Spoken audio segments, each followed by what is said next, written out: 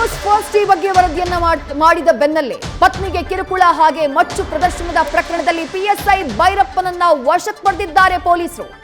PSI ಭೈರಪ್ಪನ ಅವತಾರಗಳು ಅವಾಂತರಗಳನ್ನ ಪತ್ನಿ ಬಿಚ್ಚಿಡ್ತಾ ಇದ್ದ ಹಾಗೆ ನೇರವಾಗಿ ಕಮಿಷನರ್ ಕಚೇರಿಗೆ ದೂರ ಹೋಗ್ತಾ ಇದ್ದ ಹಾಗೆ ಡೌರಿ ಕೇಸ್ ಹಾಗೆ ಕೊಲೆ ಯತ್ನ ಕೇಸ್ನ ಅಡಿಯಲ್ಲಿ ಪಿಎಸ್ಐನ ವಶಕ್ಕೆ ಪಡೆಯುವಂತಹ ಕೆಲಸವನ್ನ ಮಾಡಲಾಗಿದೆ.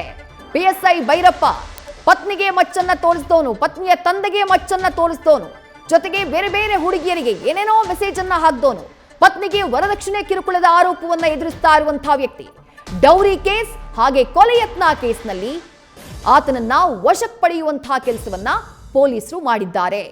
ಕೆಂಗೇರಿ ಠಾಣೆಗೆ ಹೋಗಿ ಕಂಪ್ಲೇಂಟ್ ಅನ್ನ ಕೊಟ್ಟಾಗ ಆಗಿದ್ದು ಎನ್ಸಿಆರ್.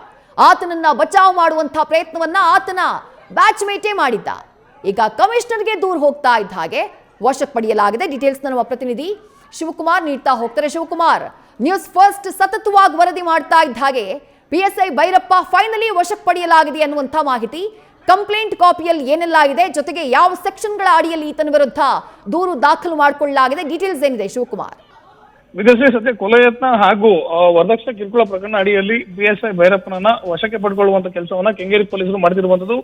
ಭೈರಪ್ಪ ಅವರ ಪತ್ನಿ ರೇವತಿ ಕೊಟ್ಟಂತ ದೂರಿನ ಅನ್ವಯವಾಗಿ ಆತನನ್ನ ವಶಕ್ಕೆ ಪಡೆಯುವಂತ ಕೆಲಸವನ್ನ ಕೆಂಗೇರಿ ಪೊಲೀಸರು ಮಾಡಿರುವಂತದ್ದು. ಕಳೆದ 2 ದಿನಗಳ ಹಿಂದೆ ಇದೇ ಪಿಎಸ್ಐ ಭೈರಪ್ಪ ಹೋಗಿ ಪತ್ನಿ ಮೇಲೆ ದೈಹಿಕವಾಗಿ ಹಲ್ಲೆಯನ್ನ ಮಾಡಿ ಅವಾಚ್ಯ ಶಬ್ದಗಳಿಂದ ನಿಂದಿಸಿದರೆ, ಮನೆಯಿಂದ ಹೊರಗಡೆ ಹಾಕಿದ್ದಾರೆ ಅಂತೇಳಿ ಖುದ್ದು ಕೆಂಗೇರಿ ಪೊಲೀಸ್ ಠಾಣೆಗೆ ಹೋಗಿ ರೇವತಿ ಅವರು ದೂರು ಕೊಟ್ಟರು ಕೂಡ ದೂರನ್ನ ಸ್ವೀಕರಿಸಿದಂತ ಪೊಲೀಸರು ತಡರಾತ್ರಿ 1 ಗಂಟೆವರೆಗೂ ಕೂಡ ಕಾಯಿಸಿರ್ತಾರೆ ಅಂತ ಆರೋಪ ಮಾಡ್ತಿರುವಂತದ್ದು. ಯಾವಾಗ ರೇವತಿ ಅವರು ಪೊಲೀಸರು ಕಂಪ್ಲೇಂಟ್ ಅನ್ನ ತಗೊಳ್ಳಿಕ್ಕೆ ಮುಂದಾಗೋದಿಲ್ಲ, ಆಗ ಒಂದ್ ವೇಳೆ ನೀವು ದೂರನ್ನ ತಗೊಳ್ದೇ ಇದ್ರೆ ನಾನು ಹಿರಿಯ ಅಧಿಕಾರಿಗಳಿಗೆ ಗಮನಕ್ಕೆ ತರಬೇಕಾಗುತ್ತೆ ಅಂತೇಳಿ ಯಾವಾಗ ರೇವತಿ ಅವರು ಹೇಳ್ತಾರೆ, ಆಗ ಪೊಲೀಸ್ ಅಧಿಕಾರಿಗಳು ಕೇವಲ ದೂರನ್ನ ಪಡ್ಕೊಂಡು ಎಫ್ಐಆರ್ ದಾಖಲು ಮಾಡಿ ಆರೋಪಿ ಪತಿಯನ್ನ ವಶಕ್ಕೆ ಪಡೆದೆ ಕೇವಲ ಎನ್ಸಿಆರ್ ಅನ್ನ ದಾಖಲು ಮಾಡಿ ನಾವು ಪರಿಶೀಲನೆ ಮಾಡ್ತೀವಿ ಅಂತೇಳಿ ಹೇಳಿ ಕಳಿಸಿರ್ತಾರೆ. ಜೊತೆಗೆ ಆಕೆ ಮಾಡ್ತಿರುವಂತ ಆರೋಪ ಏನಿದೆ, ರೇವತಿ ಮಾಡ್ತಿರುವಂತದ್ದು 5 ವರ್ಷಗಳ ಹಿಂದೆ ಮದುವೆ ಆಗಿದ್ವಿ, ಅರೇಂಜ್ ಮ್ಯಾರೇಜ್ ಆಗಿರುವಂತದ್ದು.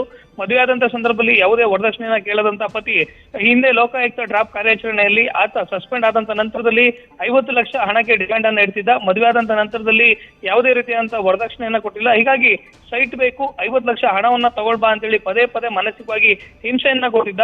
ಪದೇ ಹಲವು ಜನ ಯುವತಿಯರ ಜೊತೆಯಲ್ಲಿ ಈತ ಸಂಪರ್ಕದಲ್ಲಿದ್ದ. ಮದುವೆಯಾಗಿ ಹೆಂಡತಿ ಇದ್ರು ಕೂಡ ಯಾಕೆ ಈ ರೀತಿಯಾಗಿ ಮಾಡ್ತಿದ್ದೀರಾ ನೀವು, ಬೇರೆ ಯುವತಿಯರ ಜೊತೆ ಸಂಪರ್ಕ ಹೇಗ್ ಬೇಕು ಅಂತೇಳಿ ಕೇಳಿದಂತ ಸಂದರ್ಭದಲ್ಲಿ ನನ್ನ ಮೇಲೆ ಹಲ್ಲೆ ಮಾಡುವಂತ ಕೆಲಸವನ್ನ ಮಾಡ್ತಿದ್ದ ಅಂತೇಳಿ ದೂರನ್ನ ಕೊಟ್ರೆ ಕೆಂಗೇರಿ ಪೊಲೀಸರು ದೂರನ್ನ ಪಡೆದಿರಲಿಲ್ಲ. ಹೀಗಾಗಿ ಇವತ್ತು ಖುದ್ದು ಅವರ ಪತ್ನಿ ಬಂದು ಐಜಿಪಿ ಅವರಿಗೆ ದೂರು ಕೊಡುವಂತ ಕೆಲಸವನ್ನ ಮಾಡಿದ್ರು. ಯಾವಾಗ ನೇರವಾಗಿ ಐಜಿಪಿ ಅವರಿಗೆ ನನ್ನ ಮಹಿಳೆ ದೂರನ್ನ ಕೊಡ್ತಾಳೆ, ಕೂಡಲೇ ಆತನನ್ನ ವಶಕ್ಕೆ ಪಡ್ಕೊಳ್ಳುವಂತ ಕೆಲಸವನ್ನ ಕೆಂಗೇರಿ ಪೊಲೀಸರು ಮಾಡಿರುವಂತದ್ದು. ವಿದೇಶಿ ಥ್ಯಾಂಕ್ ಯು ಶಿವಕುಮಾರ್ ತಮ್ಮೆಲ್ಲ ಡೀಟೇಲ್ಸ್ಗೆ. ನ್ಯೂಸ್ ಫಸ್ಟ್ ನಿರ್ಭೀತಿಯಿಂದ ನಿಮ್ಮ ಪರವಾಗಿ.